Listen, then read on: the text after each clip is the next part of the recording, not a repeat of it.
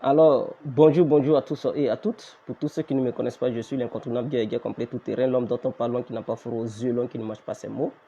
Vous pouvez aussi m'appeler devant la ville, l'homme n'est rien, gouverneur italien, docteur Madonna, appelez-moi Boum Boum. Laisse-moi mourir 5 plein droit, le padrino Camari des Oula Moudja. Alors nous voilà à nouveau devant cette caméra pour parler du pragmatisme du PR, son excellence, M. Alassane Ouattara, et le refus du dictat du PR. Le refus du dictat de Guillaume Soro, c'est très important. Alors, pour commencer, j'aimerais inviter tout le monde à s'abonner sur cette page. C'est très important. Ne venez pas, ne vous cachez pas pour regarder parce que je vois le nombre de vues et le nombre d'abonnés, ça ne correspond pas. Il y a assez de vues, peu d'abonnés. Abonnez-vous. Comme ça, à chaque fois qu'il y aura un direct, ça va vous signaler chez vous pour dire « Ah, fin des perturbateurs politiques est en direct ». Automatiquement, vous allez suivre directement. Donc, abonnez-vous massivement. Je tiens à rappeler encore que Info Africa ne m'appartient plus. Donc, tous ceux qui sont abonnés sur Info Africa, désabonnez-vous là-bas et de rejoindre Fin des perturbateurs politiques parce que c'est la nouvelle page de Guerrier Compris. Cette page, quand vous voyez, elle est très propre. Il n'y a pas de n'importe quoi qui se publie sur cette page. C'est une page qui publie des choses concrètes et des choses avérées. Donc, on ne dit pas n'importe quoi sur cette page. C'est une page qui est minutieusement et militairement calculée et analysée. Alors, abonnez-vous sur cette page pour plus de vidéos. Cette vidéo, ce n'est pas pour durer, c'est une vidéo de 2 minutes. Alors, vous savez, Soro Guillaume a saisi les institutions internationales pour faire fléchir le président Alassane Ouattara, pour faire reculer l'État ivoirien, pour que lui, Soro Guillaume, il puisse imposer son dictat à Alassane Ouattara par le biais des structures internationales et tout. Mais Alassane Ouattara, c'est quelqu'un, il sait à quel jeu Soro joue. Parce que si vous aviez écouté son discours dans ce fameux hôtel, lorsqu'il disait que non, ils sont prêts à saisir toutes les institutions du monde, l'Union européenne, l'ONU et l'Union africaine et consorts, ainsi que toutes les juridictions internationales pour empêcher ces élections d'avoir lieu. Vous voyez, si Alassane Ouattara recule face aux émissaires de l'ONU, de l'Union européenne et de l'Union africaine, mais vous savez que Soro Guillaume aurait eu les raisons. Et donc, son dictat serait imposé, ou bien son dictat sera imposé à l'État ivoirien. Et donc, dans tout ça, c'est Soro Guillaume qui gagnera. Pourquoi? Parce que ce qu'il a dit, c'est ce que Alassane fera. Or, c'est inadmissible, inacceptable. Alassane ne peut pas faire ce que Soro Guillaume il dit. Alassane ne peut pas se soumettre aux propositions de Guillaume Soro ou bien aux vœux de Guillaume Soro. Alassane ne peut pas suivre l'opposition dans sa gabégie politique, dans sa démagogie politique, dans sa folie politique. Alassane Ouattara ne peut pas les suivre là-bas. Alassane Ouattara, il sait bel et bien que la Côte d'Ivoire est une nation indépendante. Elle décide de la date qui lui convient pour pouvoir organiser les élections. Et cette date, c'est le 31 octobre 2020. Que les opposants veulent ou pas, nous sommes dans un pays démocratique. Leur choix n'intéresse guère à certains Ivoiriens. D'autres Ivoiriens ont fait coalition avec eux pour choisir. Nous, les autres Ivoiriens, on fait coalition avec le RADP et on choisit. Donc, le choix est fait à travers le Conseil constitutionnel, à travers la Commission électorale indépendante. Et donc, ce sont les organisations ivoiriennes qui organisent les élections qui ont fait ce choix. Et donc, tout le monde devait être d'accord sur ce choix fait. Mais si eux, ils désistent, si eux, ils refusent d'aller aux élections, c'est qu'ils ne veulent pas compétir. Peut-être l'année 2020 n'est pas propice pour eux, n'est pas une bonne année et qu'ils ne sont pas prêts. Ils attendent certainement une bonne année dans laquelle ils seront prêts. Mais peut-être ça sera en 2025, ils seront prêts. Donc, ils vont compétir pour le moment. Comme ils ne sont pas prêts, nous qui sommes prêts, nous qui avons déjà porté le maillot de la victoire, on va aller jouer le derby, on va aller jouer la finale face à KKB. Donc l'équipe de KKB va affronter l'équipe d'Alassane Ouattara et on verra, on va se mesurer. Dans tous les cas, lors d'une finale, c'est deux équipes qui jouent. Donc en Côte d'Ivoire, on a déjà deux équipes qui compétiront. C'est-à-dire l'équipe FC RADP et FC KKB. Donc, ces deux équipes vont se croiser et lors du derby, on se laissera sur le terrain. On va se laisser dans le pays-là.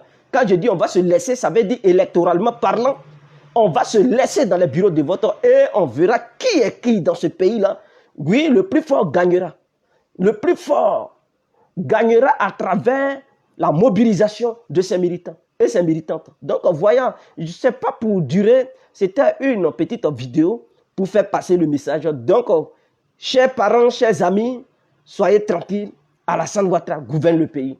Alassane Ouattara va être réélu. Alassane Ouattara fera le premier mandat de la Troisième République dans cette nouvelle constitution que les Ivoiriens ils ont décidé de mettre sur pied. Des gens se plaignent. Des gens disent que non, mais qui a changé la constitution? Ah bon? Vous pensez que c'est Alassane Ouattara qui a changé la constitution lui seul? Mais lors du changement de la constitution, mais Soro Diom était là, il a battu campagne, allez-y, les vidéos datent. On dit quand tu marches, tu laisses des traces. Donc, Soro Diom a battu même campagne pour le changement de la constitution. Henri Konan Bédié, il a lancé même l'appel de Daoukro pour la victoire du oui sur le non.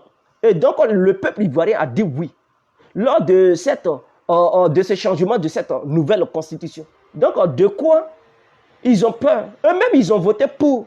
Maintenant, le pour est rentré en vigueur, ils pleurent.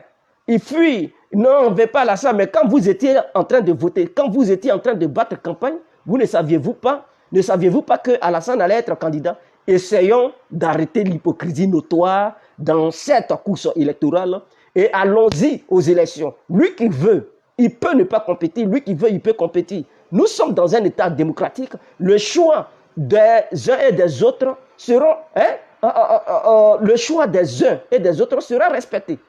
Si l'opposition a choisi de ne pas aller aux élections, on va les respecter parce qu'on n'est pas dictateur. Nous, s'ils disent qu'ils veulent aller compétir, mais on va accepter. Ils vont aller. S'ils disent non, mais on accepte aussi. C'est ça aussi la démocratie, c'est la liberté du choix. C'est la liberté de la manifestation, la liberté du choix. Et donc, ils sont libres de faire des choix. Le choix, c'est de boycotter. Nous, on accepte le boycott.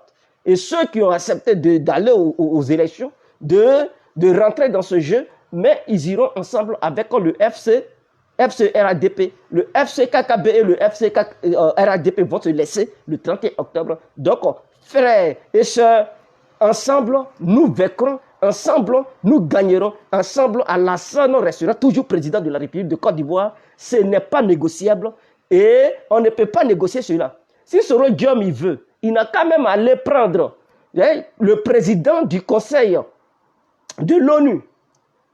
S'il veut, il n'a qu'à même déléguer Macron. S'il veut, il n'a qu'à aller même soulever Donald Trump. Je dis bien s'il veut, qu'il aille chercher Poutine ou bien Xi Jinping pour dire non qu'à reporter la date électorale. Non, c'est dans une fiction. Comme lui-même il le dit, cette date sera maintenue. Qu'il pleut, qu'il neige, il aura les élections le 31 octobre. Il faudrait que ça soit clair. Donc, Soro Diom ne pleut pas. Tu vas beau aboyer sur les médias internationaux, les chaînes internationales. C'est ta liberté. Tu es libre d'aboyer. Tu es libre de miauler. Tu es libre de faire ce que tu as envie de faire. Mais ça se passe en Côte d'Ivoire. Ce n'est pas sur RFI. Ce n'est pas sur BBC. Ce n'est pas sur France 24. Ce n'est pas dans un hôtel. La réalité, c'est le pays. Donc, c'est plutôt toi qui es dans une fiction. Ceux qui sont dans la réalité, ils sont au pays et ils sont sur le terrain. Ils mènent le combat sur le terrain. Sur ce, on se laisse. Je n'ai pas envie de trop durer. C'était l'incontournable bien complet tout terrain. Vive la Côte d'Ivoire, vive le peuple ivoirien, vive la victoire du RADP au soir du 31 octobre 2020. Alors, je vous exhorte de vous abonner encore sur Fin des perturbateurs politiques parce que Info Afrique a été piraté et donc Info Afrique ne m'appartient plus. Si il y avait des gens qui me regardent ici, qui sont abonnés sur Info Afrique, désabonnez-vous immédiatement et rejoignez Fin des perturbateurs politiques. Lui qui a piraté, il m'a supprimé comme administrateur. Il a supprimé tous les autres comme administrateurs. Et donc, je n'ai plus le contrôle d'Info Afrique. Réabonnez-vous sur Fin des perturbateurs politiques. Ensemble, nous allons faire des vidéos. Cette page, c'est une nouvelle page. C'est maintenant que je commence à faire des vidéos. Mais je vois qu'il y a assez de vues quand même. Ça attire le public. C'est très important. Mais vous qui êtes connectés, publiez. Publiez le direct parce que c'est un message fort. Il faudrait que la campagne verbale soit au-dessus des adversaires. Donc la campagne verbale, que fait? Le RADP doit être au-dessus de la campagne verbale de l'opposition. En ce moment-là, c'est nous qui devons promouvoir les vidéos du RADP. Et donc, si tu te sens membre du RADP, tu te sens militant ou militante du RADP, mais c'est ton devoir. Tu ne fais pas de vidéos, mais tu donnes un coup de main au RADP en publiant les vidéos des uns et des autres. Bien sûr, du côté du RADP, c'est une manière de donner la voix, c'est une manière de faire entendre la voix du RADP à l'humanité tout entière. Pourquoi publies-tu les vidéos de ceux qui ne sont pas membres du RADP? Mais vous faites leur propagande sans le savoir. Parce que publier les vidéos des pro-Soro, c'est une manière de promouvoir Soro. Publier les vidéos des gars, c'est une manière de promouvoir. Les gars et les blancs, ils regardent. Nous sommes dans une guerre de presse. Je dis bien, nous sommes dans une guerre verbale. Et dans cette guerre verbale du RADP, Sazad a publié les vidéos des adversaires, mais ils vont prendre le dessus.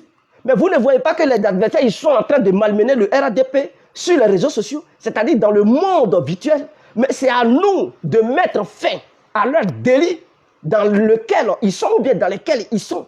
C'est incessant de publier leurs vidéos, c'est incessant de faire leur propagande, leurs éloges. C'est en publiant les vidéos des militants, des cyber-militants du RADP, pour leur permettre de prendre le dessus, c'est en s'abonnant sur les cyber-militants, sur les pages des cyber-militants du RADP, pour leur permettre d'avoir encore de l'ampleur sur les réseaux sociaux et permettre au RADP de prendre le dessus. On doit contrôler Facebook, on doit contrôler YouTube, on doit contrôler, je dis Periscope, tout ce qui existe, que ce soit Twitter, on doit malmener ces gens-là sur tous les plans, que ce soit sur le plan national, ou le plan réseau social, on doit les malmener. Le monde virtuel, il devrait être malmené, et le monde réel, on doit les malmener. Parce qu'il s'agit d'Alassane Ouattara, et avec Alassane Ouattara, c'est la victoire.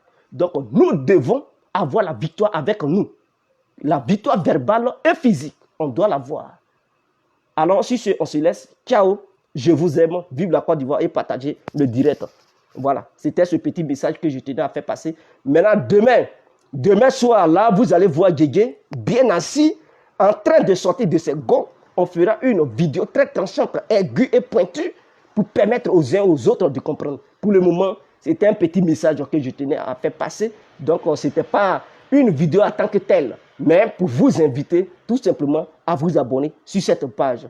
Et aussi vous faire comprendre que c'est important de partager les directs. C'est important de soutenir le RADP parce que nous sommes dans un combat médiatique. Et si on ne fait pas attention, on ne prend pas garde, ils vont nous malmener. Ce qu'ils disent, c'est ce que les Blancs, ils prennent au sérieux. Or, nous ne devons pas laisser ces gens-là nuire le nom du RADP sur le plan international parce que les élections se passent certes en Côte d'Ivoire, mais la décision de la communauté internationale compte. Parce que si la Côte d'Ivoire a des sanctions aujourd'hui, ce n'est pas bien pour le citoyen lambda que tu es, que je suis. Ce n'est pas bien pour le bien-être des citoyens ivoiriens. Alors, on ne doit pas laisser ceux-là nuire le nom et l'image du RADP.